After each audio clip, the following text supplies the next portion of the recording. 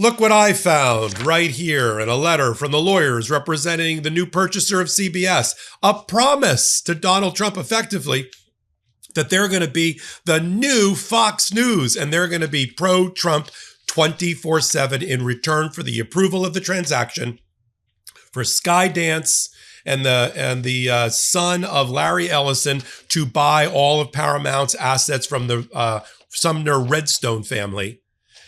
They wouldn't get that approval unless they made this promise. Here I have it on Latham and Watkins, their lawyer's letterhead. And there's one thing I finally agree with Brendan Carr, who is the political hack elevated to the head of the Federal Communications Commission by Donald Trump.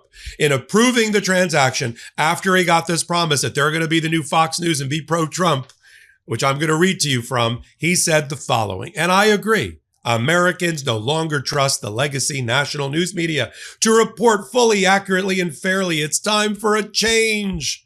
Our audience knows that. You're here on the MeidasTouch Network and Legal AF. I'm Michael Popok. Let's get down to this letter I just found and the now new announcement after Stephen Colbert got sacrificed that there is a deal and it's been approved. And Skydance and Larry Ellison's son, who's a big Trump supporter, are going to be owning the network. This is why legacy media doesn't work, because it's owned by corporate parents who are more worried about their profits and making nice with the Trump administration than freedom of the press.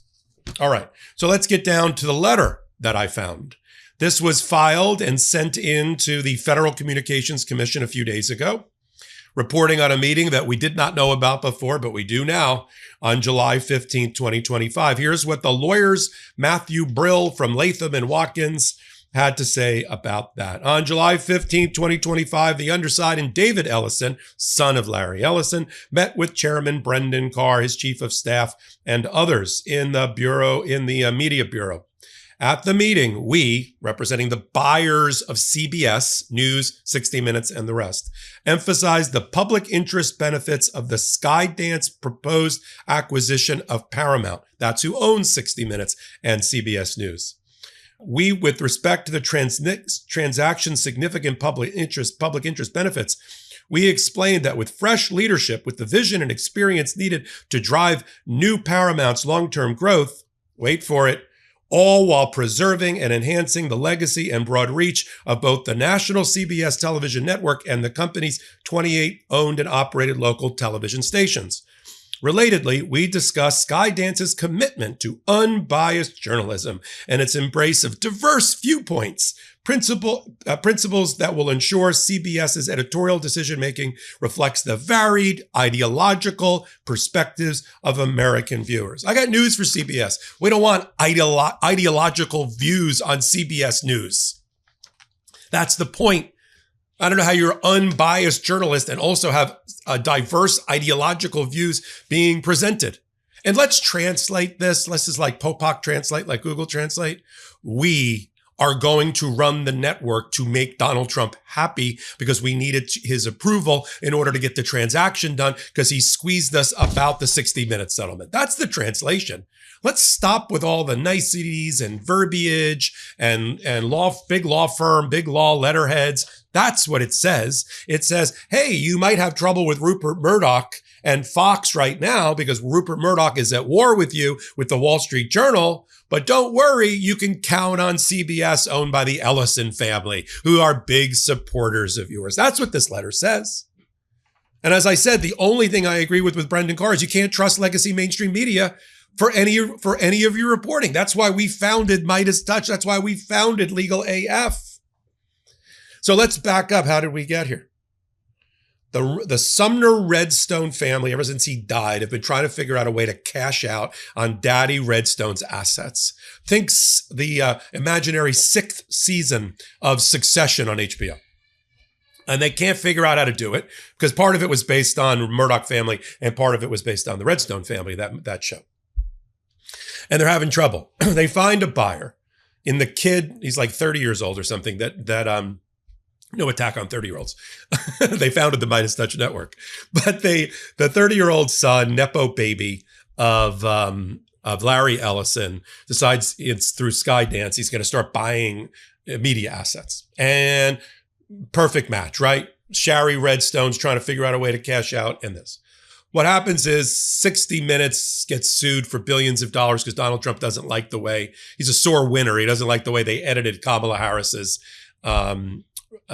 answers to some questions by Bill Whitaker during her interview, that Donald Trump avoided 60 Minutes altogether. She went on, she gave an answer, it was a little bit rambling. They edited it, but then they put the full, as they always do, full interview on another CBS social media property. Who cares? They were going to win that case. They sued him in Texas. They were going to win that case. But they didn't want to win the case. They wanted to write a big check, like Columbia University is paying $200 million in benefits to Donald Trump. And ABC News paid $15 million to Donald Trump. The only ones that are not going to pay, I don't think, is the Wall Street Journal and Rupert Murdoch and others. But be that as it may. So they need an approval because they are a on-air communications company. So the Federal Communications Committee regulates them. By the way, they don't regulate YouTube, and they don't regulate independent media like ours.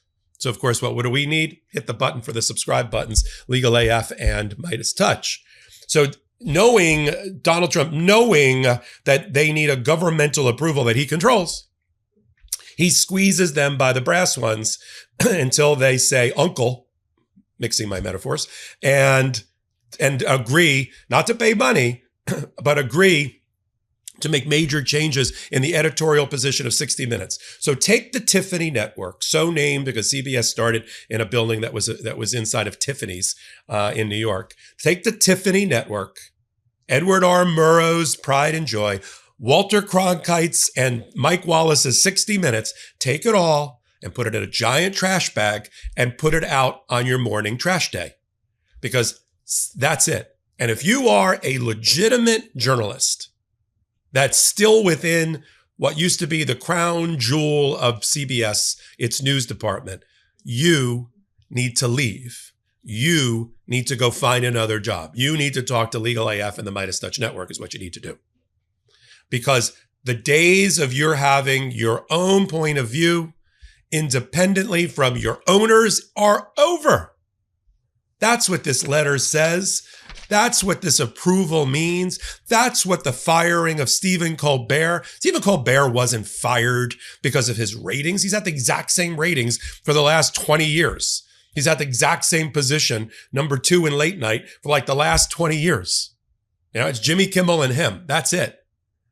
He got fired because he had the temerity to take on the Trump administration and go literally tell Donald Trump to go F himself and call out his bosses at CBS and Paramount for cutting a deal for not $16 million as reported, which is the amount, the $16 million, which is the amount that they're going to pay to, I don't know, the Trump library, but another $15 or $16 million, get this, on free advertising on where? CBS.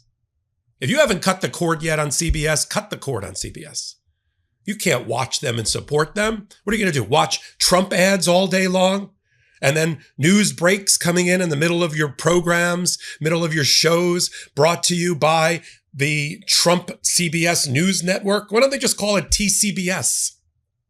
That would be easier. Call it TCBS. Then you're up front. Then you're transparent. You know? Look, at the end of the day, these are the choices that people are having to make.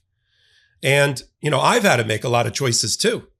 You know, I prepare for MeidasTouch and on Legal AF to bring you, without smoke or sunshine, reports, facts, then my commentary on top of that. But as I prepare for Legal AF and my podcast to get to those core facts without bias, you see how hard it is.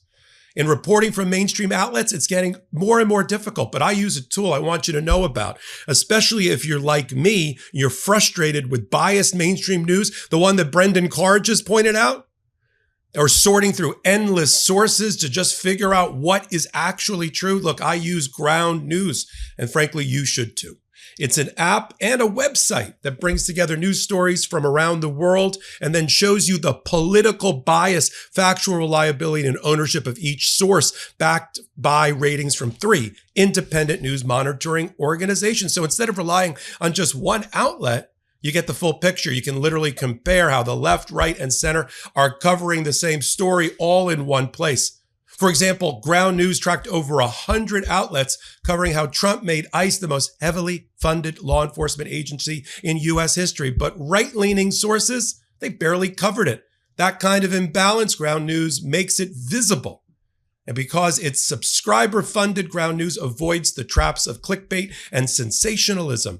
I find Ground News essential to see through any double standards in the current media ecosphere. If you go to ground.news/AF or scan the QR code, we're giving our viewers 40% off Ground News' top-tier Vantage plan, which will get you unlimited access to everything I've shown you and more. Ground News is subscriber-funded, so they don't rely on ads that could also introduce bias.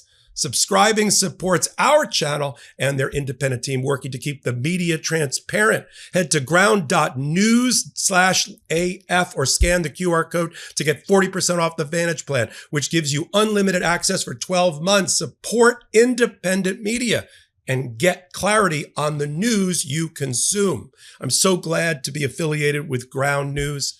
And I'm so glad that you're here on the MeidasTouch Network and on Legal AF. Follow me on all things Legal AF here and on the Legal AF podcast, Legal AF YouTube channel, Legal AF Substack, you name it, I'm on it. So until my next report, I'm Michael Popok.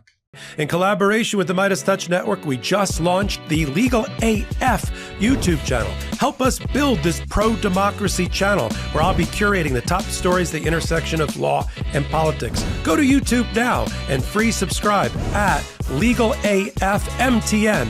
That's at Legal AF MTN.